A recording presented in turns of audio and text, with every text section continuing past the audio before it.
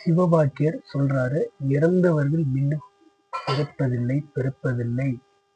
அதாவது இறந்தவங்க திரும்ப எழுவதில்லை. இறந்தவங்க மறுபிறவி எடுத்து வேறொரு உடல்ல பிறப்பாங்க. ஆனா இறந்தவங்க மீண்டும் எழ வாய்ப்பு இல்லை அப்படின்னு சிவபாக்கியர் சொல்லியிருக்காரு.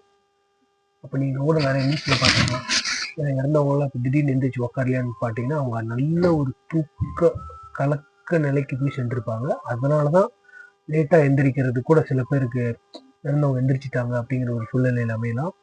இப்ப நிறைய பேர் நம்பிக்கிட்டு இருக்காங்க, வள்ளலார் மீண்டு வருவார், சில தெய்வங்கள்லாம் திரும்ப வருவாங்க அப்படின்ட்டு. சித்த நிலைக்கு போனவங்க திரும்ப வர வாய்ப்பு இல்லை, சான்ஸ் இல்லை. சரி, நீங்க நம்புறீங்கன்னா உங்க நம்பிக்கை நான் கெடுக்கல.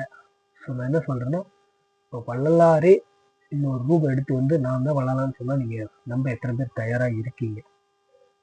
உங்களையே நீங்க கேட்டு பாருங்க, நீங்களே நம்ப மாட்டீங்க.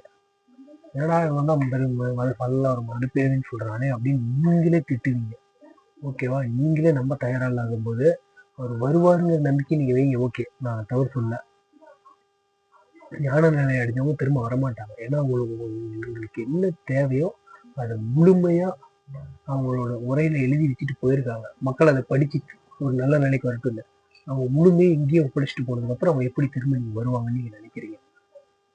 அவங்களோட ஃபுல் டேட்டாவை இங்க ஒப்படைச்சிட்டாங்க. ஓகேங்களா? வேறு ஒருவர் வேணா ஞான நிலையை பெற்று இங்க வந்து மக்களுக்கு உபதேசங்கள் கொடுக்கலாம். நான் தான் வந்திருக்கேன், வள்ளலார் தான் நான் அப்படின்னு சொன்னா நீங்க கண்டிப்பா நம்ப மாட்டீங்க. சொல்றேன், இது உறுதி. இப்ப நானே சொல்றேன்பா, நான் வள்ளலார் சொல்லி ஏத்துக்க தயாரா இல்லைல்ல, அதேதான் உண்மை. ரியாலிட்டி வச்சு பாருங்க.